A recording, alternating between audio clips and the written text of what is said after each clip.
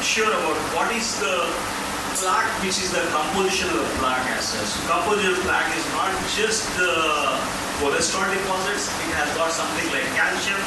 Along with calcium, it has got something like lead. There are some glycosaminoglycans and there are a lot of things as such. And this, apart from the collagen as such, and there is a substance called elastin which gets decreased over a period of time. That's the reason what vessel you have got, it's quite stubble. It doesn't, there is the kind of the resistance is lost there as such. The elasticity is lost, and which is working on the inverse proportion of the permeability of the vessels. So on cardiac catheterization, we are looking at these plaques and this kind of thing. One thing we are missing out is the diffuse lesions. And what I can tell you is about diffuse lesions among Indian populations are quite high. Most of the patients are diabetic and they have something called microangiopathy. And we are able to do some good work with the macro vessels, but when it comes to the microangiopathy, we are not able to do anything because of these diffuse lesions which are there. So this is what I was trying to impress is we are trying to remove this lead, mercury, aluminum and all that by some by amino acid. It's a synthetic amino acid which is called EDTA, which is used in a lot of our laboratory procedures also. And we are using this particular ACAM and IV safety protocol. Again, I'd like to say food for thought here. As a radiologist, I have done a lot of Dopplers, I have done a lot of venous studies and all that. And nowhere I was able to, arteries only, there is atherosclerosis. Veins doesn't get atherosclerosis. There is no kind of blocks which occur in the veins. I think this will be a question of this will food for thought. If you can, somebody can. Yes, doctor. Any kind of you have any answer for this particular thing? I can always. I was just thinking about deep vein thrombosis. Deep vein thrombosis is thrombosis, but it is not a plaque thing. Plaques. No. I'll tell you one more thing. There was a great separates artery and there great separates vein. When we used to do a bypass surgery before, this saphenous graft was used in this space, and once the graft was put there, that also started getting plaques. Right? There was a plaque at that level also. So what exactly is the kind of thing? This was one thing which was told to me by Peter Banesha. He is a president of our IBCMT. And he, there was a book, a very good book he has written as such. And see, what's happening is arteries, they have oxygenated blood, whereas veins, they are deoxygenated. The thing is, the postulation here is, it's the oxidative stress we are talking about. When there is an oxygen in the blood, it is predisposing to oxidative stress, and there is a lipid peroxidation which is happening. Lipid peroxidation is the thing which is causing that cholesterol to get deposited. Whereas lipid peroxidation doesn't occur in the veins because there is no oxygen in the blood. So veins are really spayed and arteries are the thing. This is what, this is not 1 second first. Oh, okay, I'll just go back here and this is what is this particular thing. And now we are seeing this is called foam oxidative stress. Oxygen in the arteries causes fats to rancify. There is a thing called rancidity of the fats. Now I remember my grandfather used to take this much of ghee, at least a cup of ghee, pure ghee. And now we by the sight and smell also we can just go run away from that. But what I feel is that they used to do that thing and all that, and they were quite this one. Now even if we take, we are going to get into major problems. So again, this is what chelation is a definition. It's defined as the incorporation of metal ion into heterocyclic ring structures. There are different heterocyclic ring structures which are available over this one. The best example is the chlorophyll, which is a chelate of magnesium. And this particular thing is being used for hypercalcemia. this was one of the indications of EDTA was indications which were laid down. One is hypercalcemia, another one is digital intoxication. These are the two major this one as such. And the third one was a lead toxicity. Lead toxicity was also a major indication for EDTA. And this is what I was trying to put across. And see the mechanism within this EDTA. Dr. Lino is going to tell you how exactly EDTA is helping out our systems as such. The mechanism, I can basically tell you that this reduction in the number of cross-linkages in the connective tissue. The number of cross-linkages in the connective tissue is the major cause for our skin thickening also. Not alone the arterial thickening, talking about skin thickening also. If we are able to reduce this particular thing, the elasticity, everything improves. And we are aware of this particular thing. The arteries which are most often, they don't require any interventions and all that. We sometimes we had seen in the angio during the closure also, they said, yeah, here the arteries was very soft, it was very elastic, and the closure went up very quickly. The arteries are very hard, which are calcium and all that, they will not advise you to go for a bypass also, because it's not going to be working well enough as such. So here we are trying to open up this particular thing. This is for we want your interaction as such. Classically, these are the risk factors: hypertension, diabetes, dyslipidemia, and smoking. Over a period of time, there are some undervalued risk factors also are there, which is called stress. Everybody is, I'm standing here and I understand the kind of stress, whatever is happening, and obesity, metabolic syndrome, chronic infections, nutrition disorders and all that. We want to postulate this as a futuristic risk factors of atherosclerosis. Number one is PCOS, second one is testosterone deficiency, third one is iron overload, and fourth one is heavy metal toxicities. And we want to test these particular things by doing a simple thing called CRP, as Dr. Sudha also told. CRP can be raised by different parameter things as such. It can be with infection also CRP is raised. So before confirming that only the high CRP is because of other things, we need to rule out this other factors. We need to rule out dental infections, try to give empirical treatment. Then again retest the CRP. If this CRP is more than definitely 4 or 3, I definitely advise you send the patient for chelation therapy. He has to be properly followed. Otherwise, you're not doing good for this particular person. Because he may get a block, he may get a clear, you put a stent here. After 3 months or 6 months, he will come out with a second block. Testosterone is the most common thing what we are now understanding. A man, a very active man, above 40 gets into problems, and we are seeing a spate actually, particularly diabetes. Most of them, they have got the underlying problem is that they have got low free testosterone levels, and unless we look into that cause, we can't definitely do good. Magnesium, Dr. Sudha has explained very clearly, and this particular thing is we are trying to put across a peer-reviewed studies. This is appeared in 1980 Science Journal, and they showed magnesium deficiency produces spasms in the coronary arteries. The person will have angina, and you get go for a angio, and they say 100% normal. Angio is normal, there is no problem in that. But this guy will be having something, the magnesium deficiencies, which is causing spasms. Heavy metal is our topic. I have been working for the last 14 years in this particular field as such, and now I certainly feel, again, a food for thought for all of you. And this is a simple question again. Why women are spared from heart disease? Youngest doctor, I think Leroy should answer this. Dr. Pidipura, why males are more predisposed for cancer? Heart disease.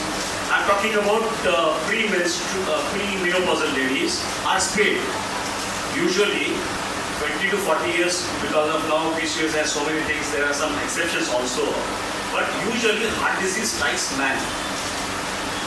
Sir, can you any sir, males. It doesn't, there is most of the females are being, I get different answers. I keep talking. Now I am going to talk on 28th and we are talking there is a kind of lecture, and I'm talking talking in a different forum as well. I get really good answers. Absolutely, yes. Somebody has told me if they transfer the stress, but they don't keep the stress with them. Immediately the becomes they can transfer it. Estrogen production is definitely a good thing, man. I think that is one of the reasons as such. And the other thing is the testosterone. The kind of low testosterone is now which we are working out, and there is a big studies which are going on as such. Estrogen is definitely productive. At the same time, the kind of HDLs and other things also. But this particular thing now it's almost equal now. Now we are seeing 30 years female also getting into this particular stuff. This is something related to high levels of hemoglobin. As a medical student, initially we used to tell 14 or 15 hemoglobin levels are very good. If somebody is having 16 hemoglobin levels, he is more predisposed for heart disease. The more the hemoglobin level, the more the iron level, the more the oxidative stress, and the more the problem. And I can always tell you, the person, somebody is having 8 or 9 or 10 hemoglobin, he or she is the happiest. Don't think of giving iron transfusions and iron medicines for the people who are having 8 or 9, because they do really well as such. They don't go into any problem as such. The thing is, we need to look at this iron level. The kind of iron level, we try to check the ferritin levels. The higher the ferritin levels, we strongly feel that it's one marker for CAD. The chances of getting into MRE is more in that particular person. This is again, these are the studies which were done. Polycythemia, there was a condition called polycythemia which showed high levels of MREs. So it's a very good idea to keep donating the blood frequently, at least 3 months or 6 months. If you keep donating your blood, your hemoglobin is low, your iron stores are low, and it's a good thing. There was a thing called leech therapy before. Leech therapy. I think we need to go back to all these things. So this elevated serum ferritin was a strong risk factor for AMI. This was a study of 1900 men which showed more than 200 micrograms, and this appeared in the Circulation Journal. And I somehow feel people who are taking a lot of red meat and all that, also they are into a big issue. That's also one of the things. And about more than 200 women also, there was a study which was done. Again, this is hemochromatosis. Hemochromatosis is one thing. We are not able to, we are not talking about the dominant kind of thing. There are recessive traits are there. People are having some traits. For them, it's a problem. And lead toxicity and hypertension. The very first case I discussed was for us. It was easier for me the moment I looked at his nails as well as the teeth. I could see that particular 51-year-old gentleman who came to me with a case of angina and hypertension. He had some kind of staining, typical coloration over the gum actually. So based on that, I thought definitely his blood levels are raised, and I went on to do some tests. The blood test didn't appear high levels, but once I started giving him chelation, he started pouring out lead. And after doing that, he is now no more a hypertensive. I was discussing the one case, and this is what exactly the higher umbilical cord blood levels. There were studies which were done in the newborns, man. Umbilical cord blood was checked out. Most of the things is being passed from maternal to the son, the offspring, and you just check that particular maternal blood. A lot of things which you can pick up. There was I can always quote you about a study which was 10 American study was there. I think you remember that. 10 American study was done, and among all the 10 Americans, every one of the 10 individuals, they had 230, 400, 500 times higher than all the neurotoxins, lead, mercury, all were found. There were the kind of neurotoxins and all that. There were a lot of, I'm talking about the chemicals, I'm talking about the kind of phenyl, I'm talking about the styrene and all that. And you know how the kind of this 10 American study, this was a landmark thing, 3 years or 4 years back it came answer. And the cause of that particular toxicity was not, now I talked to some people, they said, no, I cannot be toxic, I travel in my car with my windows off, I don't have this kind of pollution and all that. All the 10 Americans, they were not having any, see in the classical teaching, what I am talking is we get pollution from food, air and water. Food, water and air. Food we have got, now you know about Maggi, now you know about what, processed foods and all that. Water, now we know about heavy water, we are talking about borehole water. It has got high levels of arsenic. Now we have done a survey in Hyderabad, it was about average. We have taken 10 different samples from different hotels and such. And all of them, one thing was common, everybody has got high arsenic levels. 30 micrograms and more. Air pollution, thanks to our diesel and petrol cars, we are on the highest kind of thing. This 10 American study, that pollution was, they were not exposed to food, water and air. The subjects were newborn babies and the cord blood was checked for, there were about parameters, $20,000 was spent for one particular test, one child. There were some parameters they used, they picked up BPA, they picked up all different kind of thing, and all of them were very high. So what I mean to say is, by the time we are entering the world, our bags are full here. Now we cannot afford any more toxicities as such. So this is umbilical cord, blood cord. I think if we can do a study of some things, it will be a great thing. It's kind of, because then and there itself we know what is happening to, because these are the studies which have been done in American Heart Association and all that. They showed high levels of blood lead, particularly causing MIs and this particular mortalities. And this is about cadmium in heart disease. Cadmium, I can always tell you, whatever the white rice we are using, white rice, particularly Sona Masuri rice, what we are taking. Biryani rice is one thing which is slightly better as such, but I don't know how many of you use that biryani rice. But Sona Masuri rice is full loaded with cadmium. Superphosphate fertilizer is being used to procure the rice. All rice paddy fields, they are used to increase the yield actually. Superphosphate fertilizer used. Superphosphate fertilizer without cadmium is not possible. So all of us are into this cadmium toxicity. I love rice. Without rice, nothing. So there is a thing called, one more thing, I'm trying to associate actually how this heart disease can be caused because with this particular heavy metals and all that. One thing which has come to our thing is a black foot disease. In Taiwan, there was a village. In that village, there were a lot of black foot started. Now we see in our practice, there are people who are having some black foot and they have some gangrene and all that. So the thing is, all of them, suddenly there is an increased incidence of black foot there. So over a period of time, it was found that they were consuming some water from a well. That well had a high levels of arsenic. And it was proved later on, after discontinuing that particular water, they were able to show there is a decrease in incidence of that. So I certainly feel Hyderabad is I'm talking about all metros here as such. It's one of the bigger things as such. So we are talking about the cumulative arsenic exposure, not the one-time kind of thing. It happens over years and we get into problems. Similarly is the arsenic, association of heart disease with the mercury.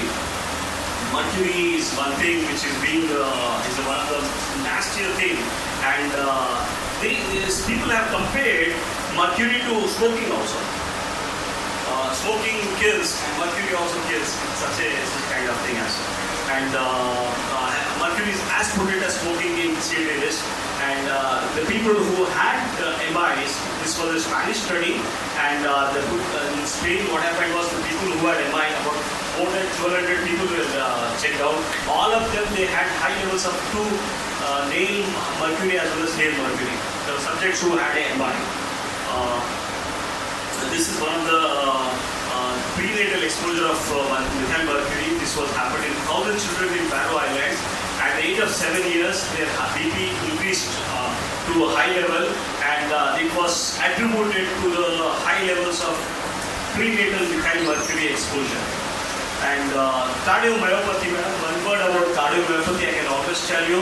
This cardiomyopathy, I'm talking about dilated cardiomyopathy, which is as a kind of this one was told idiopathic dilated cardiomyopathy, and the cause of the idiopathic dilated cardiomyopathy was unknown. In our Robbins book also, the IDDM cause, most of the idiopathic things, cause is unknown. Now we are able to figure out what is exactly is unknown. It's not that the idiopathic or something like that. It has to do something with the mercury and all that. This particular thing, this work is done by Fastesi. If you can go closely and see this particular thing, the people who were suffering from idiopathic dilated cardiomyopathy, they were shown to have mercury 22,000 times more, antimony 12,000 times more, gold, chromium and cobalt, which was very high. So what we are trying to put across is, this is definitely a case of toxicity. It's not anything idiopathic. So in our blood test panel, I started including not just the lipid profile. We try to look at the fasting insulin levels, homocysteine, HSCRP, fibrinogen. LPA is one good thing as such we pick up here, and ferritin is must for us.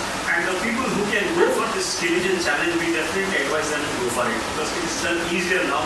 Previously, we used to send it to Germany and France basically to get the test. I present here for 24 consecutive patients who presented to us with advanced ischemic heart disease, who had failed poorly after one or more angioplasty procedures, and two of them they came post bypass also.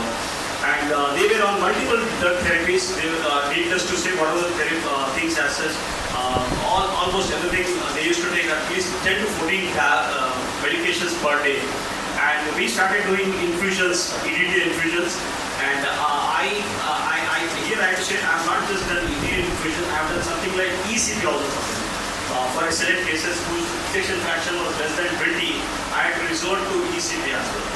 So among these patients, there was a clinical evaluation was done before and after the integrated program, and we were able to do something called thallium perfusion pre and post. In almost 6 cases we had done this particular thing, and CT angio was easily preferred among all people because it's a very non-invasive thing. And clinical outcome, we devised the clinical outcome as excellent, good, moderate and poor, and depending on the percentage of how they failed as such.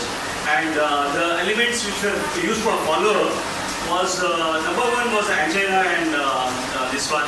The other one was arrhythmias, and dyspnea was one of the important parameters. With all the patients who had LV dysfunction, the dyspnea was the kind of thing. They were able to, one of the person was able to climb 3 floors also of the treatment without any breathlessness.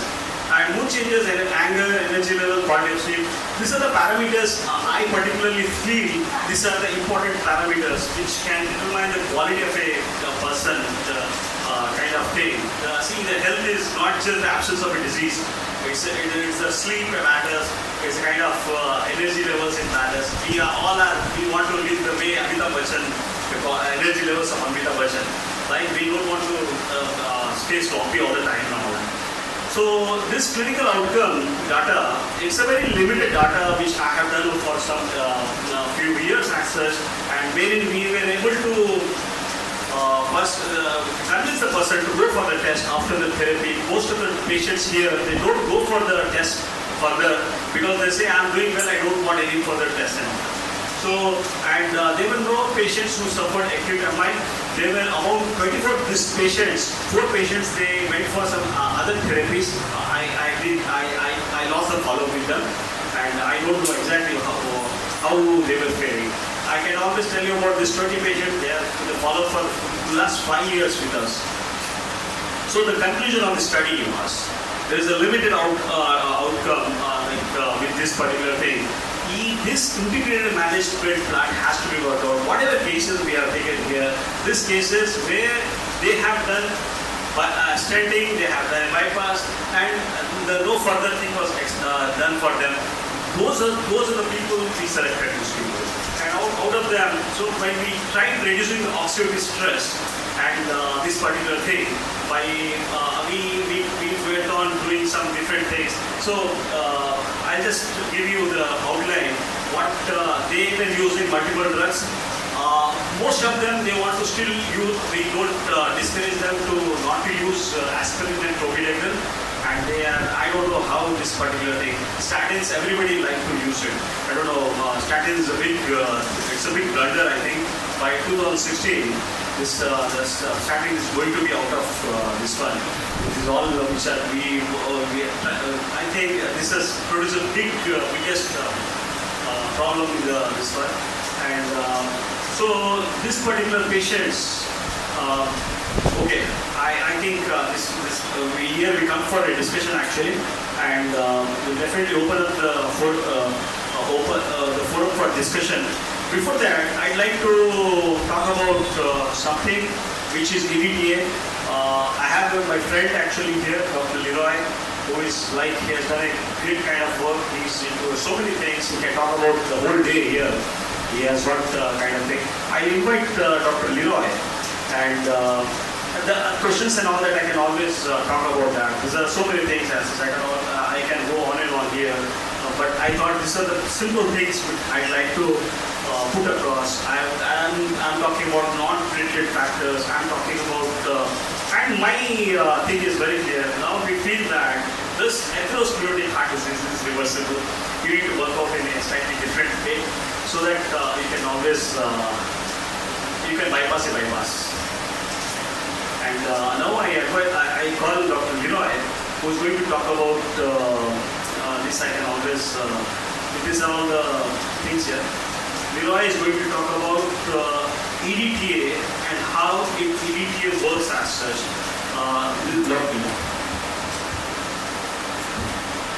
Thank you, Dr. Ravi, and thanks to everyone for spending time and coming on a Sunday. I'll just set up the computer.